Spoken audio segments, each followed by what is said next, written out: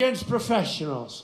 We were running against senators and governors, and we had no chance, right? And then one by one, boom, boom. And it used to be great. I used to watch these characters on television.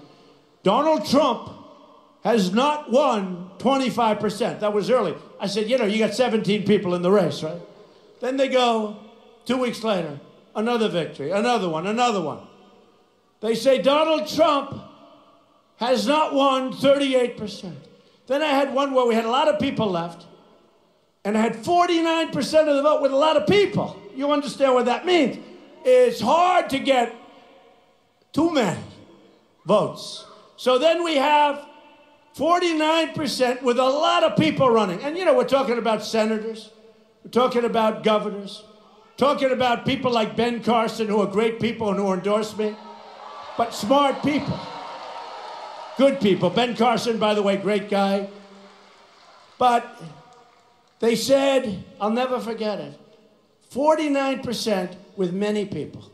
And they said to me, and they said right over the television, but Donald Trump has not hit 50% yet.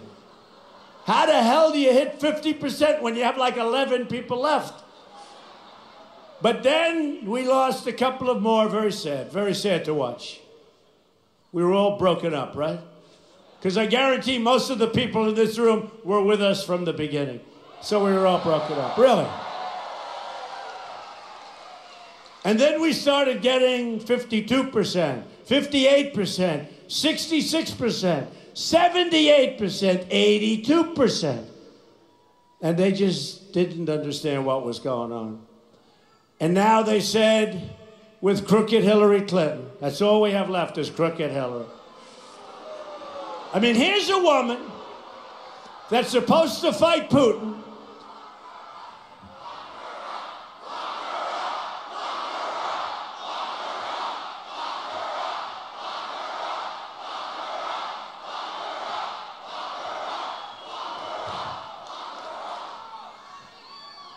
Here's a woman who's supposed to fight trade deals in China. They're ripping us like nobody's ever ripped us in the history of the world. Here's a woman that's supposed to be fighting Putin.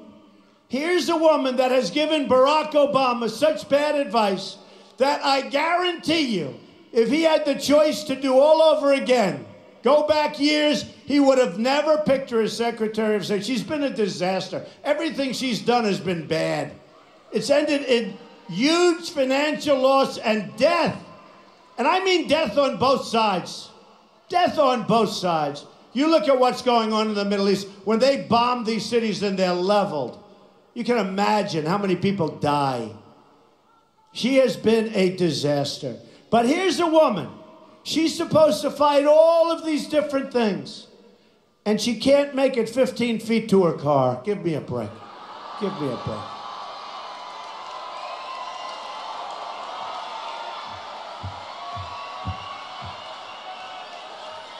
Give me a break.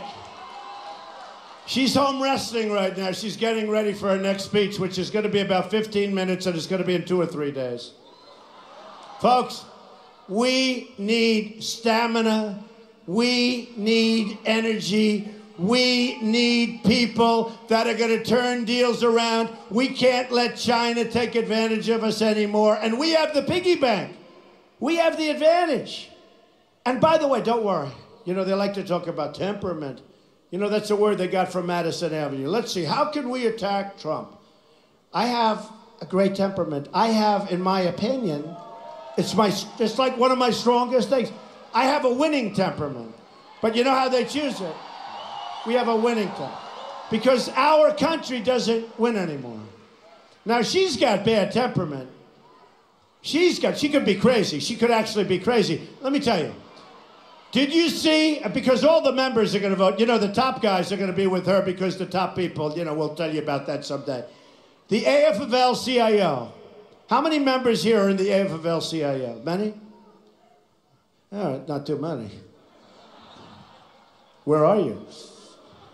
But the top people are usually against, and the unions, they're going to be with me because I'm going to produce jobs. We're going to build our infrastructure and rebuild our infrastructure. She wouldn't know where to begin. She wouldn't know where to begin. So I only say this, look, we need somebody who is strong. We need somebody that knows what they're doing. We're going to bring the greatest people. So we have now, in fact, it's going to be announced next week, some additional, 200 plus admirals and generals supporting us. 17 winners of the Congressional Medal of Honor, the recipients, these great recipients of the Congressional, 17. Almost every police organization in the country, I mean, you take a look. Law and order and justice. Law and order and justice. The Border Patrol, ICE. I mean, we have so many thousands and millions of people.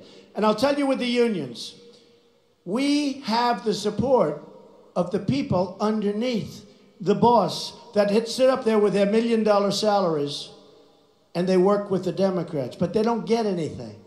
But we have the support of the people within the unions. We have the support. You watch what's going to happen. And we have the support of the Hispanics and the African Americans because they are tired of being ripped off and taken advantage of. Believe me, you watch. You watch. They're going to have some big, beautiful surprises on November 8th, folks.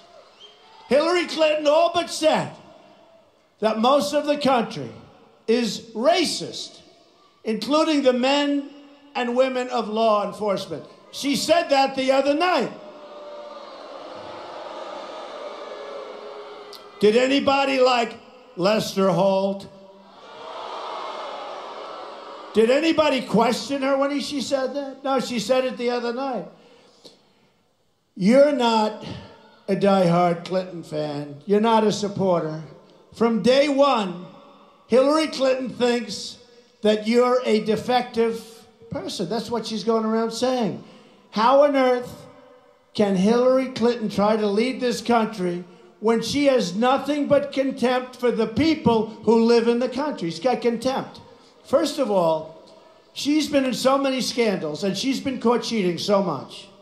And one of the worst things I've ever witnessed as a citizen of the United States was last week when the FBI director was trying so hard to explain how she got away with what she got away with.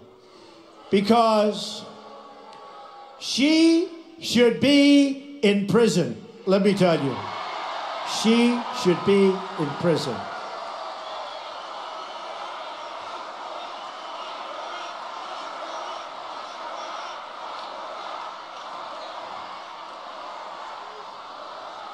And she's being totally protected by the New York Times and the Washington Post and all of the media and CNN, Clinton News Network, which nobody's watching anyway, so what difference does it make?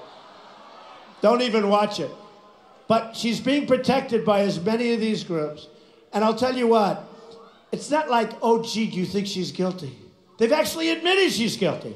And then she lies and lies. 33,000 emails deleted, bleached, acid washed, and then takes her phones and they hammer the hell out of them. How many people have acid washed or bleached a tweet? How many? That you deleted. So you deleted, but that's not good enough. No, this is getting crazy. Our country is becoming a third world country. And I'll tell you, you have great, great people in the Justice Department. You have great, great people in the FBI. Great, great people. And they're embarrassed by what's going on. They are embarrassed by what's going on. Believe me. Just like you're embarrassed and I'm embarrassed. Hillary Clinton slanders and attacks anyone who wants to put America first, whether they're Trump voters or Bernie voters. What she said about Bernie voters, amazing. Like the European Union, she wants to erase our borders, and she wants to do it for her donors, and she wants people to pour in to our country without knowing who they are And you want to see problems? You watch. These special interests pay her for speeches, and she's a lousy speaker. They pay her foundation. They pay her husband. In return, they get your jobs. They get your jobs. And you're standing here from Pennsylvania. You're standing here right now. And I'll tell you what's happening. People are negotiating, and owners of companies are negotiating to move your companies out to Mexico and other places. You watch. And it's getting worse. It's not getting better. It's getting worse. And you're unsuspecting. Right now you say to your wife, let's go to a movie after Trump. But you won't do that because you'll be so high and so excited that no movie is going to satisfy you, okay? No movie. You know why? Honestly, because they don't make movies like they used to. Is that right? What a difference. Like I've been saying all week, when it comes to Hillary Clinton, all you have to do is these 3 words: follow the money. 1 in 3 companies that lobbied for TPP passage donated to the Clinton Foundation as much as $67 million. 9 companies that lobbied for passage of TPP gave Hillary Clinton $2.7 million for speeches. Now she does them for free, and very few people show up. When she went to Pennsylvania last week, did you see it? It was a small room. They couldn't fill the seats. Look at this place. Look at that. Hey, media, turn your cameras over there. Turn your cameras over there. They don't do it. They never turn the cameras. The only time they turn the cameras, because they're dishonest as hell. And you know, they don't realize one thing. If they showed the kind of, look at that, all the way out to the door, way past, if they and people outside, if they showed the kind of crowds we have, which people can hear, you know, it's interesting. You can hear the crowd. When you hear the television, you can hear the crowd. But if they showed, it would be better television. But they don't know much about that. But it would actually be better television. So 3 TPP member countries gave between $6 and $15 million to Clinton.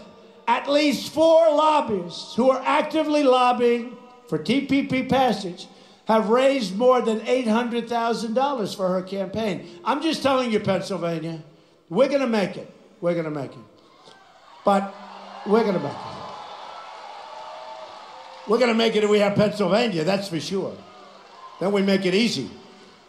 But I'm just telling you, you cannot let this pass. NAFTA passed. It's been the worst trade deal probably ever made, not in this country, anywhere in the world. It cleaned out New England. It cleaned out big portions of Pennsylvania. It cleaned out big portions of Ohio and North Carolina and South Carolina. You can't let it happen. And these bloodsuckers want it to happen. They're politicians that are getting taken care of by people that want it to happen. Other countries want it to happen.